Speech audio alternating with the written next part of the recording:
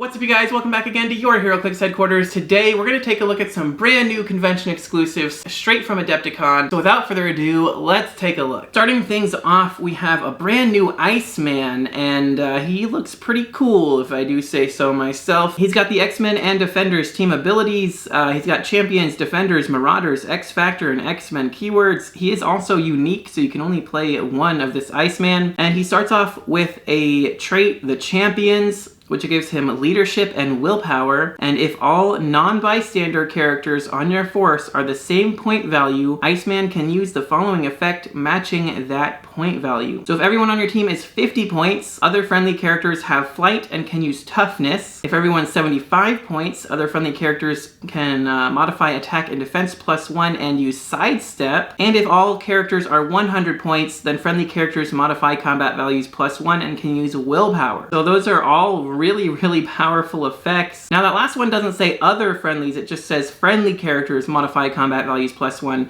So if you're playing him at 100 and you have a couple other 100 point characters, then even he will also get the +1 to all combat values. So that's range, speed, attack, defense, and damage. So he could potentially have a 13 attack with a 4 damage, which with range combat expert would be 14 attack for 5 damage, and a 20 defense with invulnerable. That's pretty crazy. That'd be worth, you know, having a couple other 100 point characters on the team, I think. And, you know, for 75 points, other friendly characters get a +1 attack and defense and sidestep, so he doesn't get that boost. But I mean, all of these are great. There's a lot of good 50 point and 75 point characters you could team him with to get those extra bonuses, so it's really nice to see that. And then you have, on his special movement power, sidestep and hypersonic speed, which is a really good combo. It gives him a really long reach. The only weird thing to me is that for 50 points, he's got 6 speed. For 75 points, he's got 8. And then for 100, he's got 7. So he actually goes down in speed at the 100 point line. Although maybe they were you know, accounting for the +1 speed value if you're playing everybody at 100, that's possible. But yeah, I mean, hypersonic and sidestep is going to give you an extra 2 movement there is great. And then he has 2 stop clicks. I think even just playing him at 75 is definitely worth it because you still get that second stop click and the range combat expert and everything. Yeah, 75 might be the best way to go there. But anyway, the stop click is toughness, and when this click is revealed after resolutions, Iceman may generate a blocking terrain marker. So that's really cool because he just makes a big block of ice. Really cool. Get it? Pun intended there with all of them. So Iceman, yeah, he's awesome. I love him. This is maybe the best Iceman ever, although I will say the Legacy Iceman is still really close. Like, they're neck and neck for best Iceman for sure. So if you're like Scott Porter and you're a big fan of Iceman, you're definitely going to want to pick this one up. But moving right along, next we have King Arthur, who has the Power Cosmic and Mystics team abilities. He has Future, Mystical, Past, Ruler, and Soldier keywords, and a trait that says during forest construction he may be assigned an equipment without paying that equipment's cost, and if he is equipped with a sword equipment, modify his combat values by +1. So far the only sword equipments we technically have are from X of Swords, so you know, with that set retiring probably after Worlds this year, it'll be interesting to see if we hopefully get some new sword equipments in an upcoming set. That would be really nice. But he's coming in at 80 or 60 points. He's got some pretty good stats and powers there. On the back of his card, he has another trait that gives him leadership, and when he uses it and succeeds after resolutions, he may remove an action token from a friendly character with the past or future keyword. And since he has the past keyword and the future keyword, he could technically remove an action token from himself because he is, you know, a friendly character with those keywords.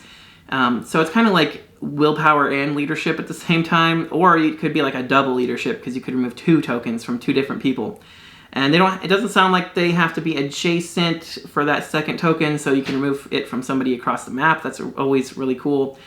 And he also has a stop click with Pulse Wave, and this is on his attack special, which is really nice because, you know, there's a lot of characters like Captain America on the Pegasus that just say, like, you can't use defense powers.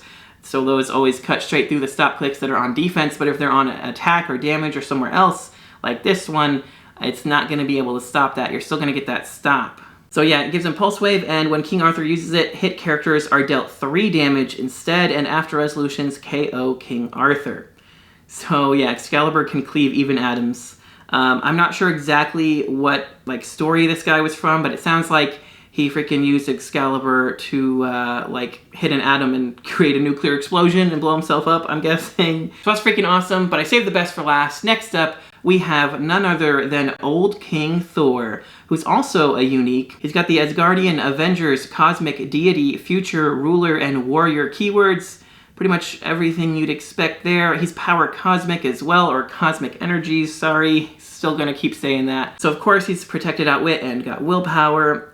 He's got a trait that says old King Thor's combat values can't be modified by other characters and safeguard opposing probability control. So that's a little bit of a double-edged sword. He cannot have his combat values modified by other characters.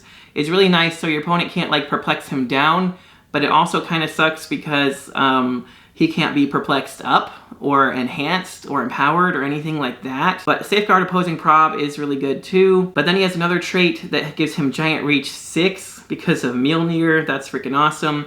And he's got improved movement and improved targeting to destroy blocking terrain. You love to see it. That is so good. He's coming in at 200, 125, or 75 points. Yeah, he's got some really great stats and powers for all of those point values. But then he has a special attack power that gives him Blades, Claws, Fangs, and Pulse Wave. And when old King Thor uses Pulse Wave, you may choose a hit character and roll a d6. And old King Thor deals that character damage equal to the result instead of 1. So that's awesome. That's very reminiscent of the Teen Titans Go Deathstroke from Batman Team Up. That had, of course, Pulse Wave, but you could roll a d6 and spread the damage out. In this case, you have to choose one specific character to roll the d6 for, but you're still giving all the other hit characters 1 damage, which is really cool, except for the fact that it hurts your friendlies, because with the Deathstroke, you could kind of like not give your friendlies a damage. So there's some give and take there. But yeah, that's really cool. You know, Pulse Wave that, you know, turns off everything and then can potentially deal more than 1 damage is always really, really, really good. So I love that. And, you know, he starts with Charge with all of those clicks where he starts with that special, and then he has some regular blades. So I kind of want to give him like a motorcycle for running shot so that he could running shot Pulse Wave and get that extra damage in that way. That'd be really good, I think. But then he also has a really amazing stop click here that gives him Stop Invincible. When this click is revealed due to an opposing effect after resolutions, deal 1 damage to each opposing character within 3 squares. So that's amazing. I mean, not only do you hit the stop, but you're doing some free damage to everybody that's nearby. So that's almost more reason to play him at 200 points, because that's just like more times he's gonna hit that stop click and do free penetrating damage. So that's great. Yeah, I love this Thor. This is maybe the best Thor ever, which, you know, being old King Thor, you'd hope it would be. The only downside for me here is that his combat values can't be modified by other characters. I kind of just wish it said by opposing characters would have been much better. Because, you know, playing him at 75, 125, or even 200, like, you can't put any Perplex on your team, or at least none that you plan to use with him. You know, no enhancements, no powers, nothing crazy to up his stats. Now, you could equip him with something like a, you know, Bucky's Arm to give him Close Combat Expert. He could up his own stats if he had a power to do so. Or something that gives Perplex, maybe. You know, in Silver Age, you could give him like the Darkhold or something, so he could perplex himself up.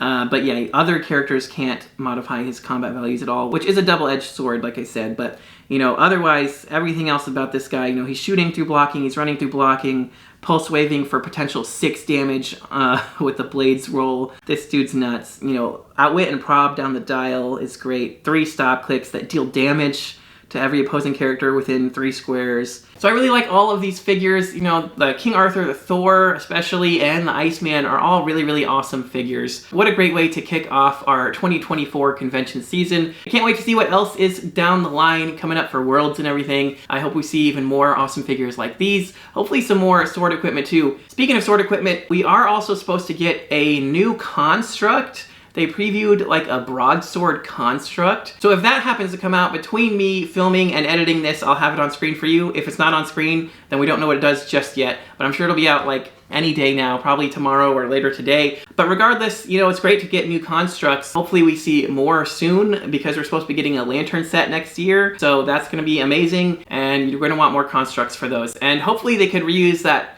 broadsword sculpt for an actual broadsword equipment, or like, you know, an Excalibur equipment, or Odin sword equipment or something like that. hopefully, because we're going to need more sword equipments, especially for that King Arthur, and we even also just got Jack from next phase that can be equipped with sword equipment, so hopefully we'll see more. But anyway, I'd love to hear all your thoughts and opinions about these in the comments below. Do you love them? Do you hate them? Are they just okay? Let me know what you guys think. And if you guys enjoyed this video or got anything out of it, don't forget to smash that like button because it does help me out a lot. And don't forget to click that subscribe button so you don't miss any future videos. And if you guys would like to help support the channel even more, don't forget to check the links in the description for the Patreon or hit the join button down there for the YouTube memberships. Either way, for as little as $1 a month, you get entered into my monthly giveaways and see your name here in the credits with all these other awesome people. But that's going to do it for this one, you guys. Thanks again so much for watching. Until next time, this has been Heroclix Headquarters, signing off.